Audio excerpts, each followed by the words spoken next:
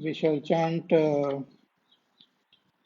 mantras from mantra number 8. Saparyagat Shukram Akayam Avtranam Asnaviragam Shuddhamapapaviddham Kavirmanishi परिभूः स्वयंभूः याथा तथ्यतोऽर्थान् व्यदधात् शाश्वतेभ्यः समाभ्यः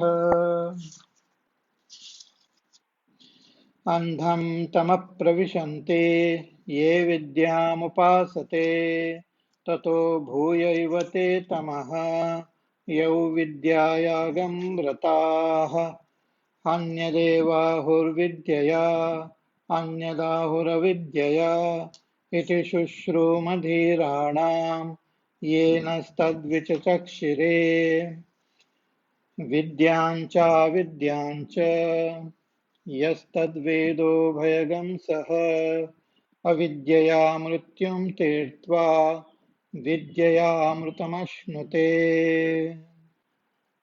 Hari Om. So in this Ishavasya Upanishad, the twofold path is indicated, the path of jnana and the path of karma. So in the beginning, the Upanishad talks about gaining that jnana nishtha by seeing this whole world pervaded with Isha. Ishavasyamidam sarvam yat kincha jagatyam jagata. And those who are ignorant, those who have not gained that knowledge and want to live for 100 years in this world, the scripture advises the path of karma, the pravritti marga. Kurvanneveha karmani jijivishet shatagam samaha. Those who remain ignorant and without following this path of karma, they destroy their own self and they remain in this samsara. So that self, supreme self, Atma, was indicated in several mantras as Anejadekam Manaso Javiyah, etc. Now, from this ninth mantra onwards, the Shastra again talks about the path of karma as guided in the Upanishads, in the Vedas. So, a person should gain that knowledge of the devatas and should also perform karma, offering this karma to the devatas. Both should be done simultaneously. If one neglects one part, then that is not proper. Those who only do karma, neglecting the devata jnana, they go into darkness, and those who only pursue devata jnana without karma, they also go into darkness. But those who pursue both this path together, they purify their antakarana through karma and through devata jnana, they gain devatma bhava. They go to Svargalok, remain there as devatas. That is the maximum which one can attain through karma and devata jnana. But as the seeker pursues this path of karma and devata jnana, the antakaran becomes more and more pure, and that person develops the jidnyasa to know the Supreme. And in order to further help us in attaining that Brahma, the Shastras also indicate certain upasanas. So in the Aranyaka portion of the Vedas, lot of upasanas are mentioned. So two main type of upasanas are indicated here. One is called Vyakrita Upasana and another is Avyakrita Upasana. Vyakrita means that which is manifested and Avyakrita is the unmanifested. So these two types of upasanas are mentioned in the Vedas, but here the Shastra want to advise us that one should follow both these upasanas together. There should be samuchaya of both these upasanas.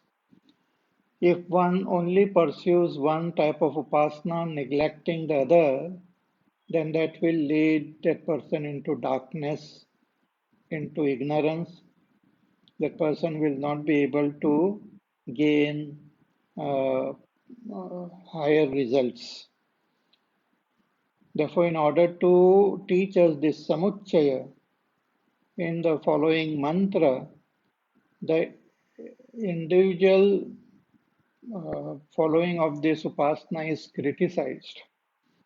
One who does only Vyakta upasana, neglecting the Avyakta, or one who does only Avyakta upasana, neglecting the Vyakta, is not good. They will go into darkness. So these three mantras, the following three mantras, 12, 13 and 14, together talk about the samuchaya of Vyakrita and Avyakrita Upasana. So let us chant and understand these mantras. Andham tama pravishanti ye sambhutimupasate tato bhuya ivate tamaha yau sambhutyagam vrataha.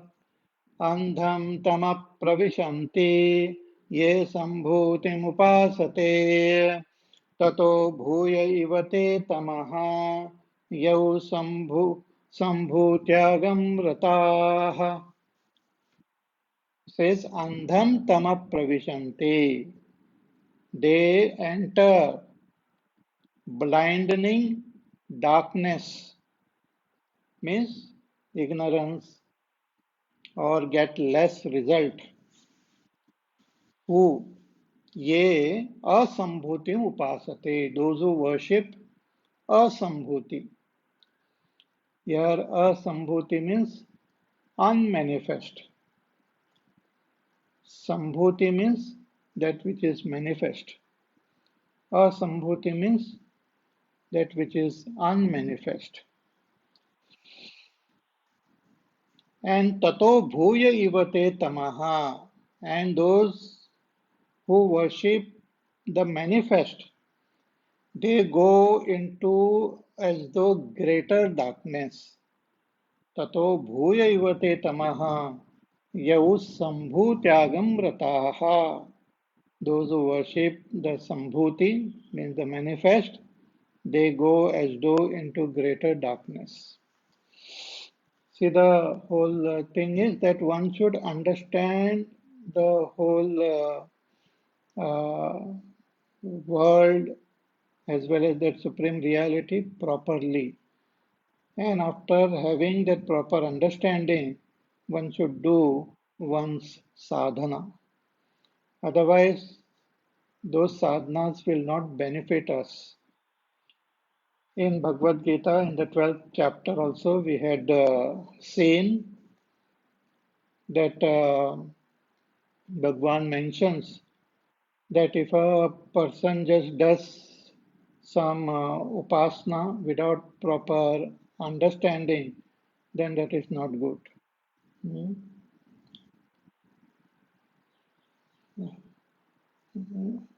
What you call,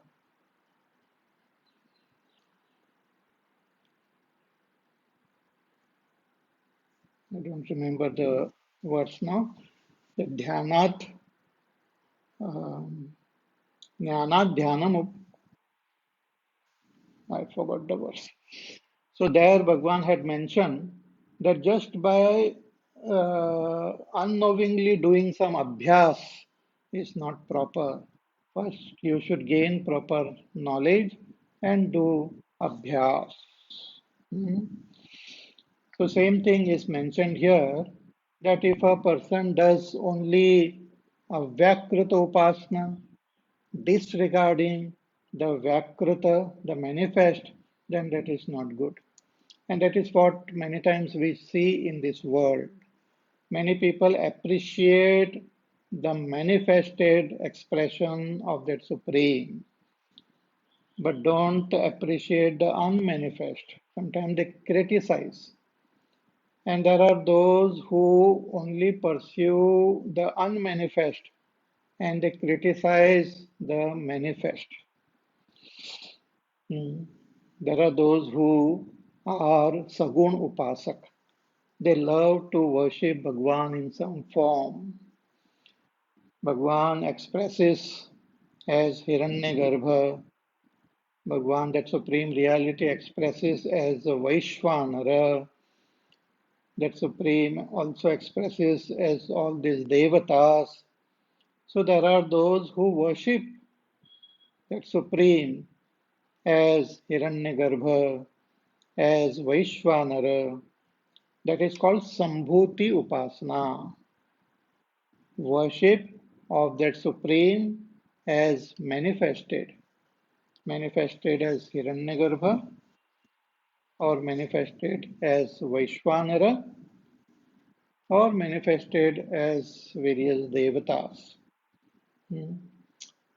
So one pursues this path without understanding that Ishvara is at the same time unmanifest also.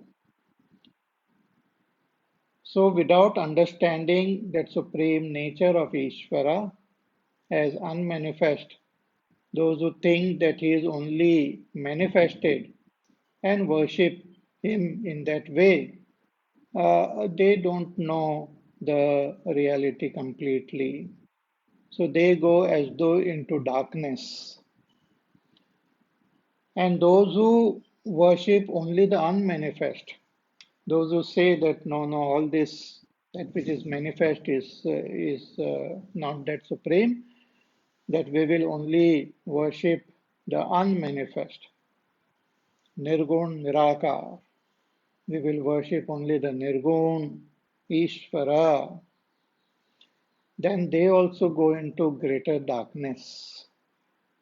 Again in Bhagavad Gita, Arjuna had asked this question in the 12th chapter. After seeing the beautiful Vishwaroop of Bhagwan, Arjuna asked this question that what is better? Who is a better knower of Upasana? One who worships you as this Vishwarupa, as the manifested Ishvara, or the one who worships you as the unmanifest? So Bhagwan told Arjuna that both these worships are good and both of them they attain me only. But those who are attached to the body, gross physical body, for them the Vyakta Upasana is easier. But whether you pursue the Vyakta Upasana or Avyakta Upasana, both these upasanas are of me only.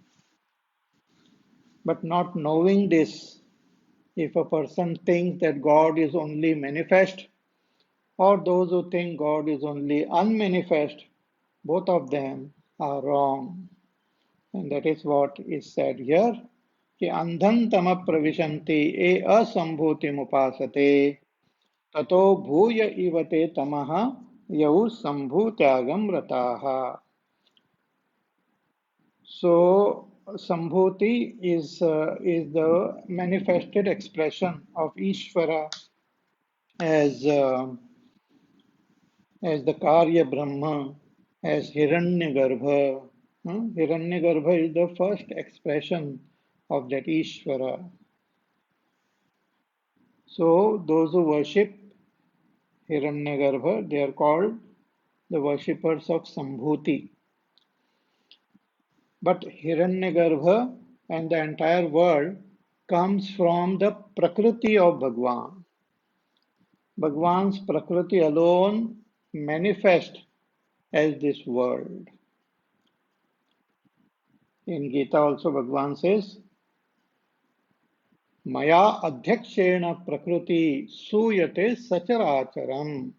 That in my presence, my prakriti manifest all this world.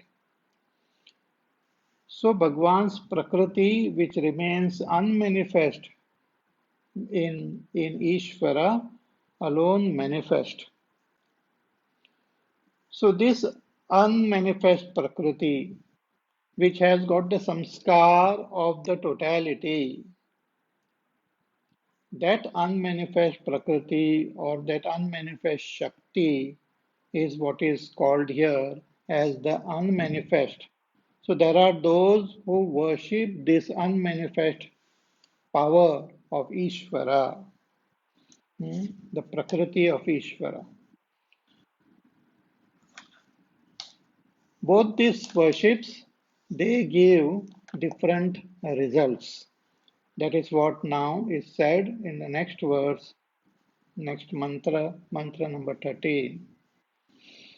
अन्यदेवाहुः सम्भवात् अन्यदाहुरसम्भवात् इति शुश्रूमधीराणाम् येनस्तद्विचचक्षिरे अन्यदेवाहुः सम्भवात् अन्यदाहुरसम्भवात् इति शुश्रूमधीराणाम् येनस्तद्विचचक्षिरे. Here it said, कि अन्यद एव आहुः. The wise people, they say that Sambhava, through the worship of Sambhava, that is manifested form of Ishvara, that is Hiranyagarbha, one who worships Hiranyagarbha, does Hiranyagarbha Upasana, Anyad Ahur, they gain a different result. What result do they gain? Our Shankaracharya writes in his commentary कि अन्यदेव पृथगेव आहुः फलं संभवात् संभूतेः कार्य ब्रह्म उपासनात् अणिमादि ऐश्वर्य लक्षणम व्याख्यातवन्त इत्यर्थः. So those who do Hiranyagarbha Upasana, they gain Shakti, they gain powers like Anima, etc. And they gain lot of prosperity. So powers like Anima, Lagima, Garima, lot of these powers are there. Ashtasiddhi, Navanidhi. In Hanuman Chalisa also we chant Ashtasiddhi Navanidhi ke data. So this Ashtasiddhi and Navanidhi we gain when we do Hiranyagarbha Upasana with Sakam Bhavana. When we do this Upasana, then we gain these Siddhis. And those who do the Avyakta Upasana, the Upasana of the Avyakrita Prakriti, the Shakti of Bhagwan. So what do they gain? Shankaracharya ji writes कि अन्यद आहु असंभवाद असंभूतेः अव्याकृताद अव्याकृत उपासनात् यद उक्तम अंधनतम प्रविशन्ति प्रकृतिलय इति च पौराणिकैः उच्यत इति एवं शुश्रूमा. That those who do this avyakrita upasana of the unmanifest prakriti, they, after that, they become one with this prakriti. It is called prakriti laya. It is not moksha, but the upasak becomes one with Bhagwan's Prakriti and remains as though in deep sleep for many years, for the period of the entire Srishti. uh, as long as the whole cosmos exists, they remain in that unmanifest Prakriti. It's called Prakriti Laya. See, when Bhagwan manifests this world, it comes from his Prakriti and it remains, the world remains for a long time. It remains for 100 years of Brahmaji. And after that 100 years of Brahmaji is over, the whole world goes into unmanifest, goes into Laya. And it remains in Laya Avastha for a long time. Thereafter, again, it comes into manifestation. So, those who do this upasana of the unmanifest, they become one with Bhagwan Shakti and they remain unmanifest for a long time. No? That is called Prakriti Laya. Yeah? It's like a person going to sleep for a long time. So becomes free of all trouble, but doesn't gain moksha, remains in deep sleep for countless yugas. That is called Prakriti Laya. Hmm. But after that period is over, then these people are born again and the samsara continues. So that is not moksha. Prakriti Laya is also not moksha, but they remain free of all trouble for a long time. It's like somebody in an unconscious state. Hmm. So that is called Prakriti Laya. So Anyadeva Ahuhu Sambhavat. So those who worship the manifested Ishvara, that is Hiranyagarbha, they gain powers like anima, etc. And those who worship only the unmanifest, they gain that Prakriti Laya. How do you know? He says, Iti Shushruma Dhiranam. We have heard this from the wise people, those who have taught us this knowledge, from them we have heard. So, this is the knowledge given in our Vedas, the Anadi, from the beginningless time. This knowledge is there in our Vedas. So, for a sadhak, what is the advice? Here in the next verse, next mantra, the Upanishad gives that advice. So let us chant. Sambhutin cha vinasham cha yastadvedo bhayagam saha vinashena mrityum tirtva sambhutyamrutamashnute. Sambhutin cha vinasham cha yastadvedo bhayagam saha विनाशेन मृत्युम तीर्त्वा संभूत्याम अमृतमश्नुते. It says here Bhagwan uses, the Shruti uses slightly different terms. Says Sambhutim cha vinasham cha yastad veda ubhayagam saha. Those who worship this both together mean those who worship the manifest as well as the unmanifest.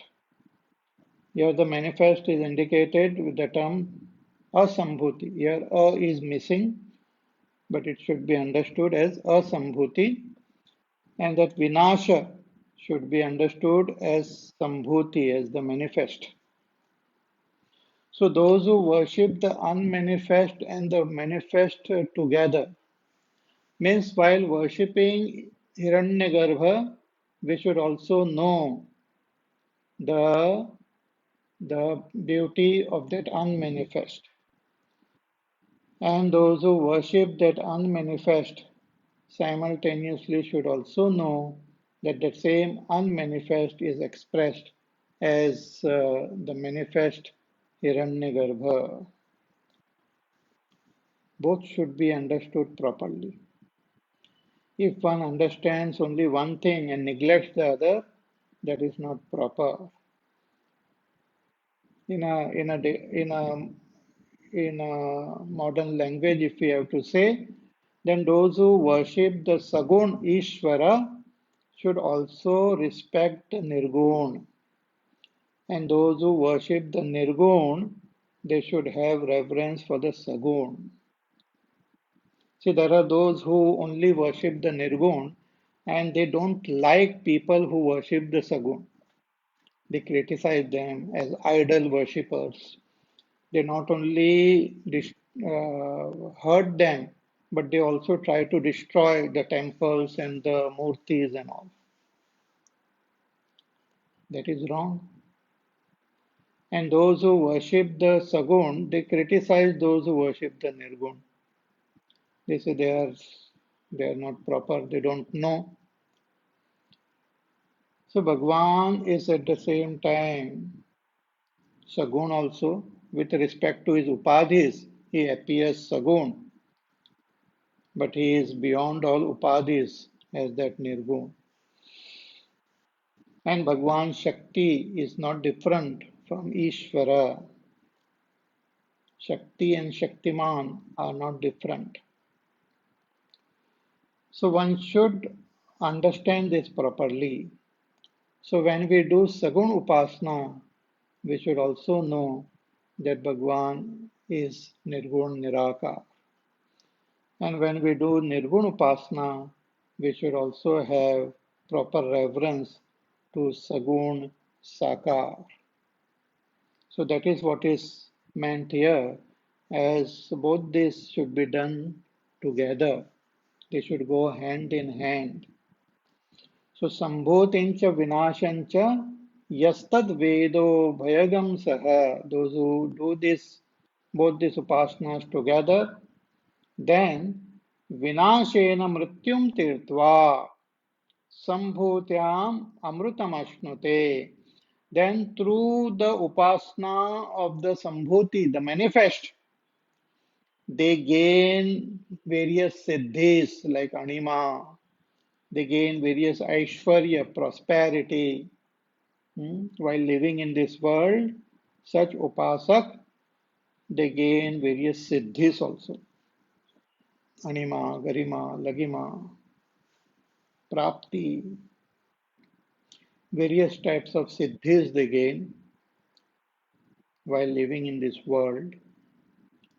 And when they depart from this world, they gain that prakriti laya. And by Bhagwan's grace, after the period is over, they gain moksha also.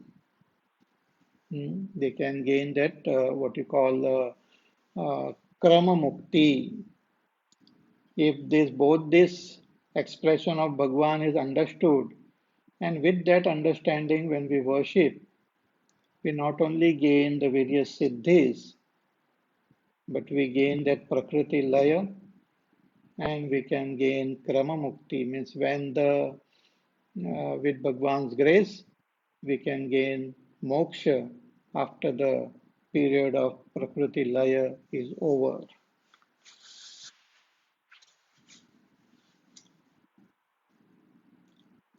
See, this is the limitation of karma and upasana.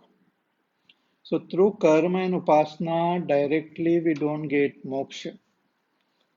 But if we pursue the path of knowledge and gain that knowledge, then we can become free here and now. But those who follow the path of karma and upasana, they gain limited result. They can go to the what you call um, the higher loka. Uh, they go to higher pitru loka. They can go to deva loka. They can go to brahma loka. They can gain that prakriti laya. But those who gain that knowledge of the self here and now becomes free. But the Upanishad has to tell about the path of karma upasana also. So here it reveals that path. So thus in this six mantras, the Upanishad has revealed the path of karma and the path of devata jnana should be done together.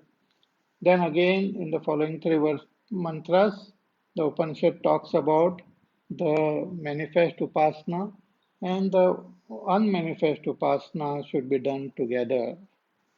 Okay?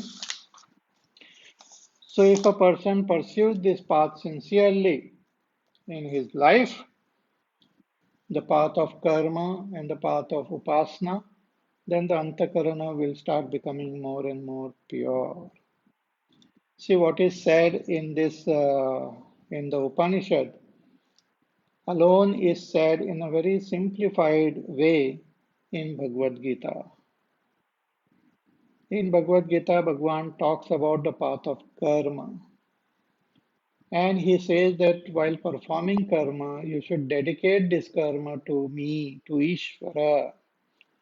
So when we continuously do our duties, dedicating them to Ishvara, our antakarana will become pure. Again in Bhagavad Gita, Bhagwan talks about the various upasanas which can further purify our antakarana. In the fourth chapter, Bhagwan talked about various upasanas like the Devata upasana, the various yajnas, even pranayam, even having proper food so that we can purify our mind and gain higher result. If our mind becomes pure, then we can also develop the jidnyasa in our antakarana and we can approach the teacher and gain knowledge. But a person, if he has not gained that jidnyasa and if he has not gained that knowledge, then should continue to pursue the path of karma and upasana. In our life, we should always do karma and make that karma more refined by doing upasana. Okay. Now, in the following mantra, a very beautiful mantra, the upasak is praying to Ishvara to give him his darshan. When we pursue the path of karma and upasana, our antakarana becomes pure. We may not have gained knowledge, but we can pray to Bhagwan that please bless me with knowledge. So the following mantras are very beautiful, wherein the upasak he prays to Ishvara to bless him with knowledge. So let us chant these mantras. Mantra number 15. हिरण्मयेन पात्रेण सत्यस्यापिहितं मुखं तत्त्वं पूषन्नपावृणु सत्यधर्माय दृष्टये हिरण्मयेन पात्रेण सत्यस्यापि हितं मुखम् तत्त्वं पूषन्न पावृणु सत्यधर्माय दृष्टये.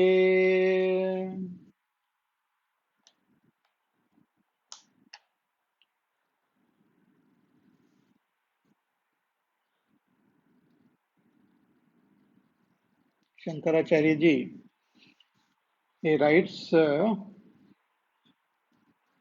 before this mantra कि तत्र केन मार्गेण अमृतत्वम् अश्नुत इति उच्यते.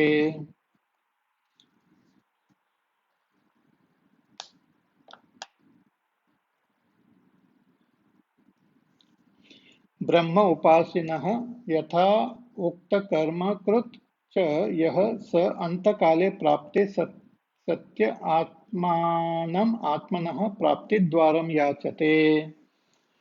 That this upasak, he prays to Bhagwan. He prays that please open this dwar by which I can attain that supreme, I can attain that moksha. So he prays to that Ishvara, and Ishvara alone is manifest at this world, and Ishvara alone is manifest as the Surya Bhagwan. So Surya Bhagwan, whom we see, is the manifest expression of Ishvara alone. The Surya Bhagwan is the manifest expression of Ishvara. So this sadhak, this upasak is uh, is uh, is addressing that Surya Bhagwan to grant him his darshan, to grant him the darshan of that supreme. Hmm? He says, Hiranmayena patrena satyasya pihitam mukham. See, when we look at the sun, we can't look at the sun. The brilliance and the light is so powerful that it becomes difficult for us to look at the sun. Only when the sun is rising or sun is setting, we can look. But otherwise, if the sun is up high in the sky, it's very difficult to see the sun. The light, the brilliance prevent us from seeing the sun. In the same way that Ishvara alone is manifested as this world. The glory, the glamour of this world prevent us from seeing that Ishvara Tattva. We get carried away by the manifested world. So here the seeker is praying to Ishvara that you remove this covering, you remove this glamour so that I can see your tattva as you are. I can see you as you are.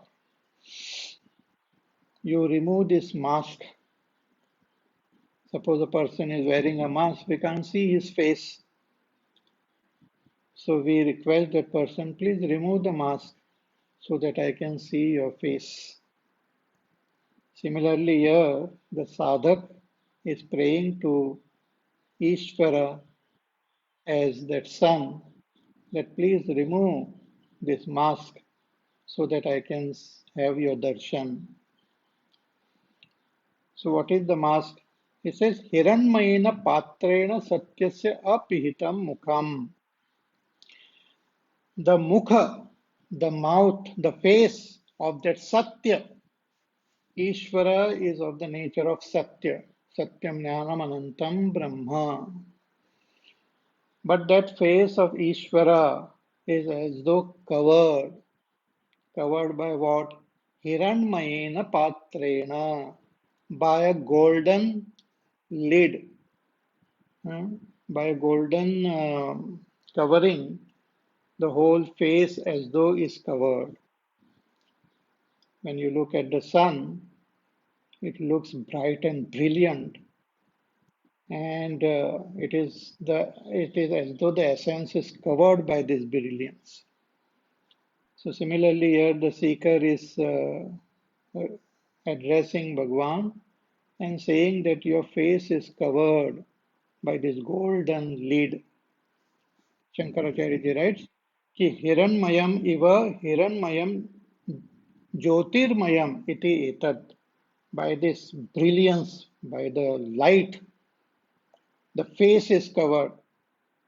Tena patrena iva अपिधानभूतेन सत्यस्य एव आदित्यमण्डलस्थस्य ब्रह्मणः. So the Brahma, that supreme Ishvara, who is expressing through that Aditya, through the sun, his face is as though covered with the brilliance.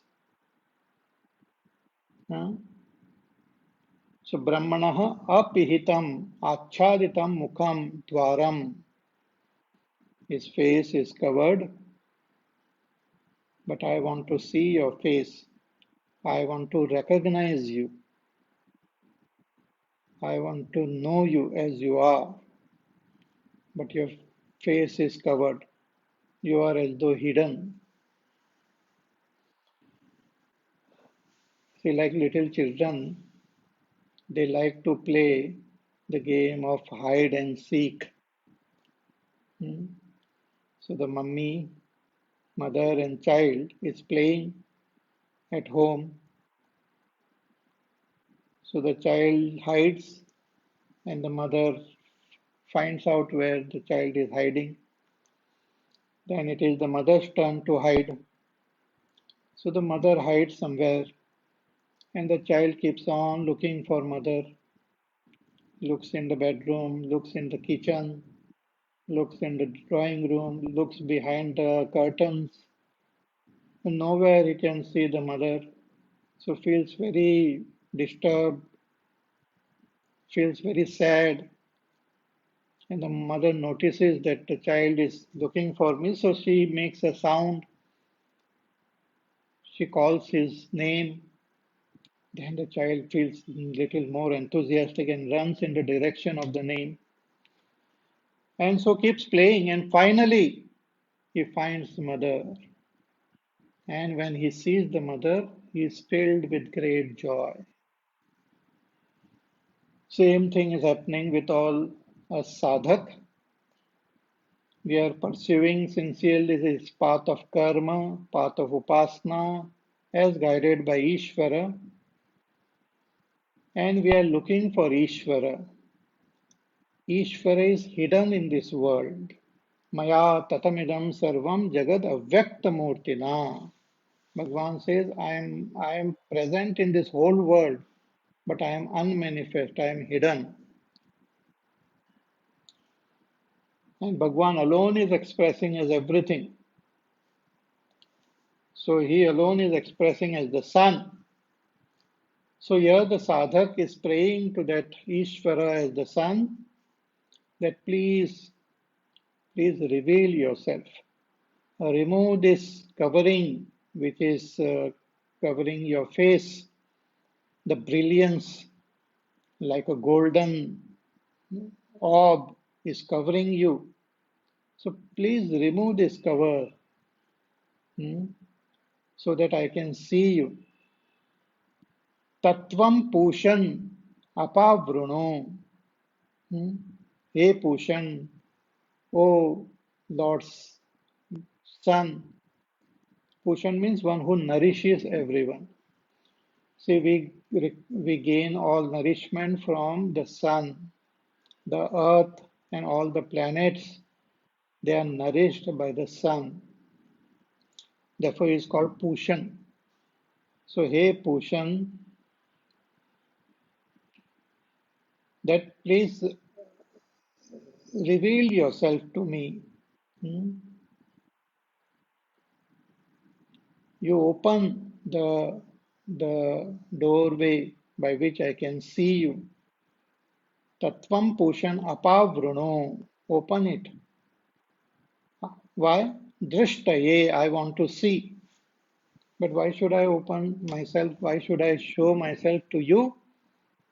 So here the sadhak is saying कि सत्य धर्माय, that I have been pursuing this path of Satya Dharma, as per your guidance. You have guided me through the Vedas, that pursue this path of karma, pursue this path of upasana. I have been pursuing this path sincerely. Now you should show me your face. You should reveal yourself to me. You should give me your darshan. So this is a sincere prayer of the seeker to Bhagwan to reveal himself to him. Hmm. See, Bhagwan, by his grace, he can give that knowledge directly to the sadhak or can send the sadhak to an appropriate teacher. All this happens by Bhagwan's grace only.